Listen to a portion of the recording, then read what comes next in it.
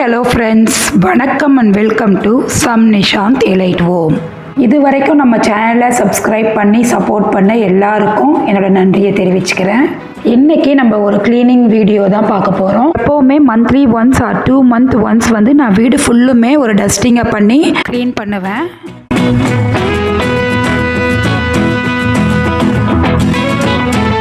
அடுத்த மாதம் 8ஆம் தேதி வந்து வரலட்சுமி நோன்பு வருது. நம்ம வீட்டில் வரலட்சுமி நோன்பு செய்வோம். எப்போவுமே நான் வரலட்சுமி நோன்புக்கு ஒரு 15-20 நாள் முன்னாடியே இந்த மாதிரி க்ளீனிங் வேலையை ஸ்டார்ட் பண்ணிவிடுவேன். நடுவில் வர்ற சாட்டர்டே சண்டேஸில் கொஞ்சம் கொஞ்சம் செஞ்சுக்கிட்டு மற்றதெல்லாம் ஈவினிங்கில் கொஞ்சம் கொஞ்சமாக செஞ்சுருவேன்.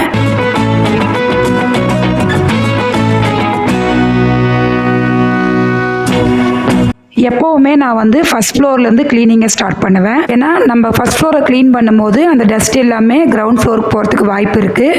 அதனால் முதல்ல இங்கே க்ளீன் பண்ணிவிட்டு அதுக்கப்புறமா நம்ம வந்து கீழே வந்து க்ளீன் பண்ணிக்கலாம். அதோடு இல்லாமல் மேலெல்லாம் பார்த்தீங்கன்னா நம்ம அந்த அளவுக்கு யூஸ் பண்ணுறதில்ல. க்ளீன் பண்ணி வச்சிட்டோன்னா நமக்கு வரலட்சுமி நோன்பு வரைக்கும் 20 நாள் இருக்குது இல்லைங்களா, அது வரைக்கும் அப்படியே இருக்கும். ஆனால் கீழே நம்ம க்ளீன் பண்ணிட்டோம்னா அதை வந்து நம்ம யூஸ் பண்ணுறதுனால திரும்பவும் க்ளீன் பண்ணுற மாதிரி ஆகிடும்.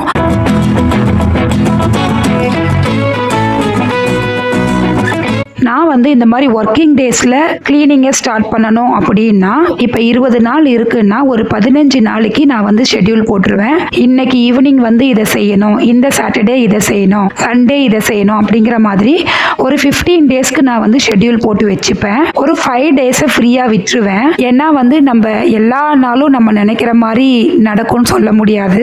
ஏதோ ஒரு ரீசன்னால நம்மளால வந்து 1 நாள் 2 நாள் இல்லை 3 நாள் கூட நம்மளோட ஷெட்யூலை ஃபாலோ பண்ண முடியாமல் கூட போகலாம். அதனால ஒரு 5 டேஸை நம்ம எக்ஸ்ட்ரா ஆட் பண்ணி வச்சுக்கிட்டோம்னா அந்த மிஸ்ஸிங் டேஸை வந்து ஈக்குவலைஸ் பண்ணி அந்த 20 டேஸ்க்குள்ள நம்ம வந்து நம்ம நினைச்ச வேலையை செஞ்சு முடிச்சிட முடியும்.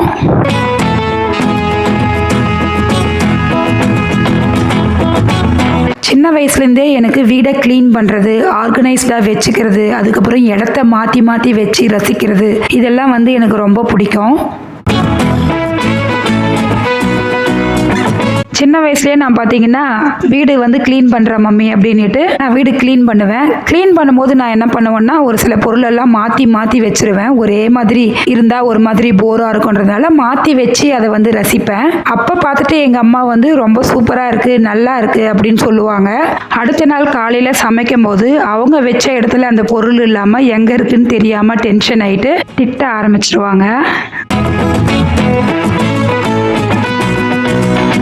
இப்போ இந்த க்ளீனிங் வீடியோவை பார்க்கும்போது எனக்கு அந்த ஞாபகங்கள்லாம் வருது. இந்த மாதிரி ஏதாவது சைல்ட்ஹுட் மெமரிஸ் உங்களுக்கு இருந்தால் கமெண்ட்ஸில் சொல்லுங்கள்.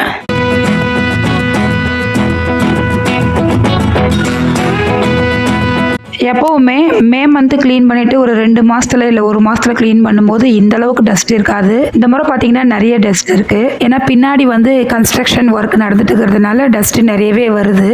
ஃபர்ஸ்ட் ஃப்ளோரில் பார்த்தீங்கன்னா பாப்பாவுக்கு ஒரு ரூம், தம்பிக்கு ஒரு ரூம்ன்ற மாதிரி போட்டிருக்கு. இது வந்து தம்பியோட ரூம். இதில் மட்டும்தான் எல்லாமே ஃபுல்ஃபில் பண்ணி வச்சுருக்கோம். பாப்பா ரூம் வந்து ஃப்ரீயாக அப்படியே தான் இருக்குது. இந்த ரூம் வந்து தம்பி வந்தால் தான் யூஸ் பண்ணுவான். பாப்பா வந்து படிக்கிறதுக்கு மட்டும் யூஸ் பண்ணிவிட்டு கீழே இறங்கிடும்.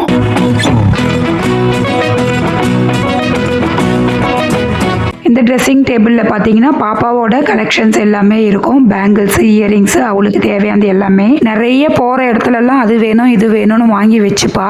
ஆனால் அதை யூஸ் பண்ணுறாளான்னா இல்லை, ஏதாவது ஒன்று தான் இருக்கும், அதவே தான் திருப்பி திருப்பி போட்டுட்டு போவா. எப்போவோ வாங்கி கவரே பிரிக்காமல் கூட இன்னும் இயரிங்ஸ், பேங்கிள்ஸ் எல்லாம் நிறைய வச்சுருக்கா.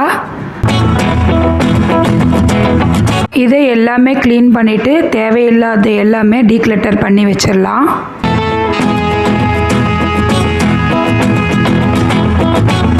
வீடு வந்து சுத்தமாக இல்லாட்டியோ இல்லை அங்கங்கே ஏதாவது பொருள் இருந்தாலோ எனக்கு கொஞ்சம் டென்ஷன் ஆகிற மாதிரி இருக்கும். எனக்கு ஒரு நெகட்டிவ் வைப்பாக ஃபீல் ஆவேன்.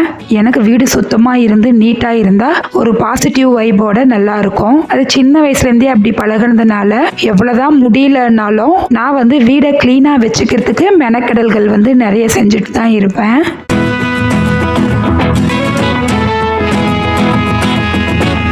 க்ளீன் பண்ணணும்னு நினச்சிட்டாலே அதை முடிக்கிற வரைக்கும் எனக்கு வந்து தூக்கமே வராது.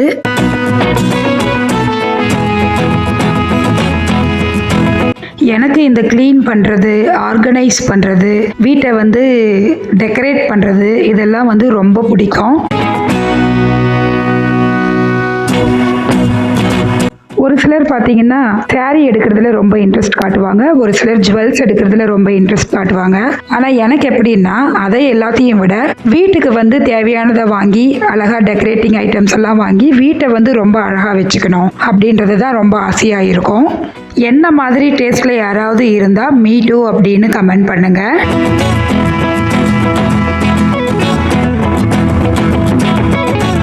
எப்போவாவது நான் கொஞ்சம் கோபமாக இருந்தாலோ இல்லை ஏதாவது டென்ஷனாக இருந்தாலோ உடனே நான் வந்து க்ளீனிங் வேலையை வந்து ஸ்டார்ட் பண்ணி க்ளீன் பண்ண ஆரம்பிச்சிடுவேன். அந்த க்ளீனிங் வந்து எனக்கு தெரப்பி மாதிரி என்னோட கோபத்தையும் என்னோட டென்ஷனையும் கண்டிப்பாக கொஞ்சம் குறைக்கிற மாதிரி ஃபீல் பண்ணுவேன். இந்த மாதிரி ஹேபிட் யாருக்காவது இருந்தாலும் மீ டூ அப்படின்னு கமெண்ட் பண்ணுங்க.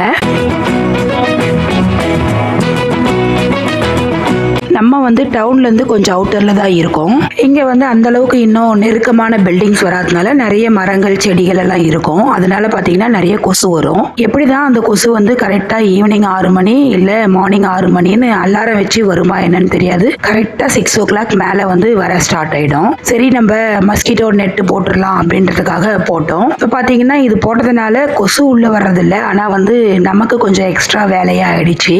ஒரு 15 days ஒன்ஸ் வந்து இந்த கொசு வலையெல்லாம் டஸ்டிங் பண்ணி விட்டால் தான் நல்லா இருக்கு. இல்லாட்டி அந்த வலையில வந்து டஸ்ட் எல்லாம் அக்குமுலேட் ஆயிடுது.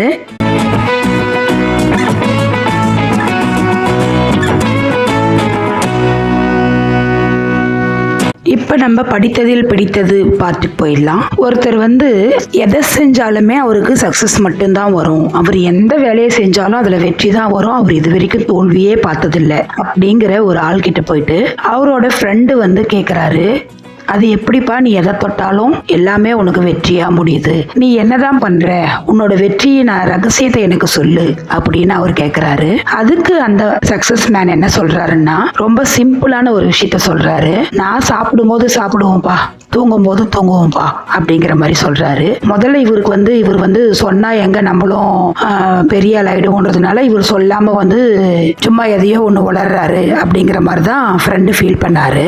அதுக்கப்புறம் அவர் வீட்டுக்கு போயிட்டு ரொம்ப ஆழமாக அவர் சொன்ன வார்த்தையை பற்றி சிந்திச்சும் போது தான் அவருக்கு புரிஞ்சது. சாப்பிடும் போது சாப்பிடுவேன், தூங்கும் போது தூங்குவேன் அப்படின்னா எந்த வேலையை அவர் செய்கிறாரோ அதில் வந்து அவரோட முழு கவனமும் இருக்கும் அப்படிங்கிறத தான் அவர் வந்து அப்படி சொல்லியிருக்கிறாருன்றது வந்து அவர் ஃப்ரெண்டு புரிஞ்சுக்கிறாரு.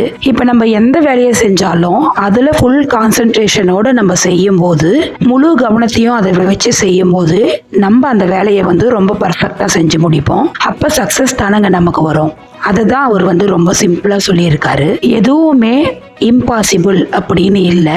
ஏன்னா இம்பாசிபிள் அப்படிங்கிற வேர்ட்லேயே ஃபர்ஸ்ட் 2 letter வந்து தனியாக பிரித்து படித்தோம்னா ஐ ஆம் பாசிபிள் அப்படிங்கிற மாதிரி தான் வரும். ஸோ எதுவுமே நம்மளால முடியாது அப்படின்னு நினைக்காம நம்மளால முடியும் அப்படின்னு நினச்சி செஞ்சோம்னா கண்டிப்பாக அது வந்து சக்ஸஸ் ஆகிறதுக்கு 100% இல்லாட்டியும் 99% வந்து இந்த நம்பிக்கை வந்து ஒரு காரணமாக இருக்கும். அதுக்கப்புறம் அவர் சொன்ன மாதிரி அதில் முழு கவனத்தோட முழு ஈடுபாடோட நம்ம இறங்கும் போது கண்டிப்பா சக்சஸ்க்கு வந்து வழி கிடைக்கும் அப்படிங்கிறது என்னோட நம்பிக்கையும் கூட.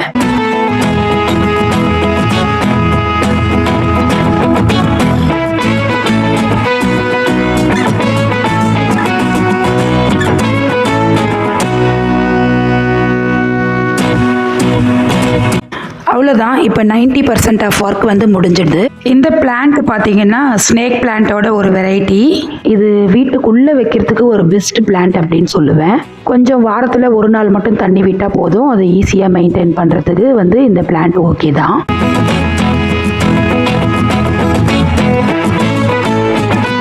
இப்போ பெட்டை மட்டும் க்ளீன் பண்ணிவிட்டு நம்ம வந்து கூட்டி விட்டோம்னா, பெட்டு ஸ்ப்ரெட் எல்லாம் மாற்றி விட்டோம்னா இங்கே பெட்ரூம் க்ளீனிங் வந்து முடிஞ்சிருது. நான் மாப் போடலை, ஏன்னா நாளைக்கு மற்ற ரூம்ஸ் எல்லாம் க்ளீன் பண்ணிவிட்டு மேலே மொத்தமாக மாப் போட்டு விட்டுறலாம் அப்படின்றதுக்காக இன்னைக்கு கூட்டி க்ளீன் பண்ணி மட்டும் விட்டுறலான்ட்டு இருக்கேன். டைமும் ஆயிடுச்சு. வீடியோ பார்க்குறவங்க கொஞ்சம் கமெண்டில் இந்த வீடியோ எப்படி இருந்தது, ஓகேவா இல்லை இன்னும் ஏதாவது இம்ப்ரூவ் பண்ணணுமா அப்படின்ற மாதிரி ஏதாவது இருந்தால் தயவு செஞ்சு கமெண்ட்ஸில் சொல்லுங்கள். உங்களோட சஜஷன்ஸ் வந்து என்னோட வீடியோவை இம்ப்ரூவ் பண்ணுறதுக்கு ரொம்ப யூஸ்ஃபுல்லாக இருக்கும். அதோடு இல்லாமல் எனக்கும் உங்களோட ரெஸ்பான்ஸ் இருக்கும்போது இன்னும் கொஞ்சம் மோட்டிவேட்டடாக கொஞ்சம் ஆக்டிவாக இந்த ஜேர்னியை கண்டினியூ பண்ணுறதுக்கு எனக்கு அது ரொம்பவே யூஸ்ஃபுல்லாக இருக்கும். ஸோ கமெண்ட் போடுறதுக்கு கன்சிடர் பண்ணுங்க.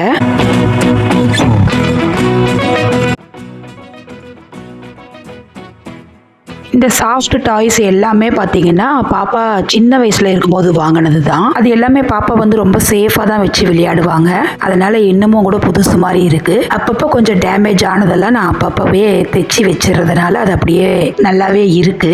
மே மந்த் எப்பவுமே அந்த டாய்ஸ் எல்லாம் எடுத்து வாஷ் பண்ணி காய வச்சு எடுத்து வச்சிருவேன்.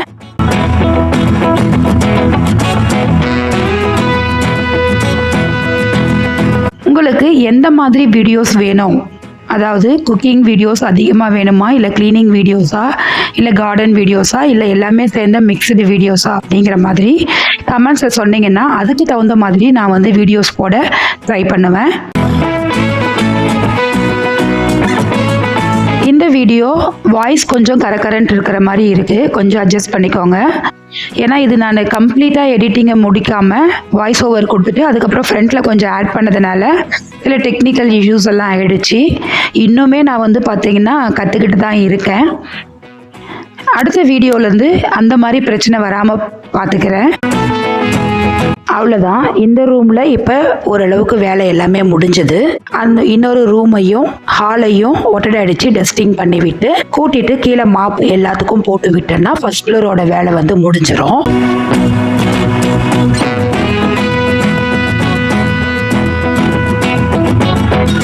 இந்த பெட் ஸ்ப்ரெட் வந்து டிமார்ட்ல வாங்குது. 1 இயர் ஆயிடுச்சு. நிறைய வாட்டி வாஷ் பண்ணியாச்சு, ஆனாலும் நல்லாவே இருக்கு. டிமார்ட்ல நம்ம வந்து ரேட்டும் கொஞ்சம் கம்மியா இருக்கும். டிமார்ட் போனா இந்த மாதிரி பெட் ஸ்ப்ரெட் வந்து நான் ஒரு 2-3 எடுத்துட்டு வந்துடுவேன். இது ரொம்ப சூப்பரா இருக்கும். காட்டன் தான்.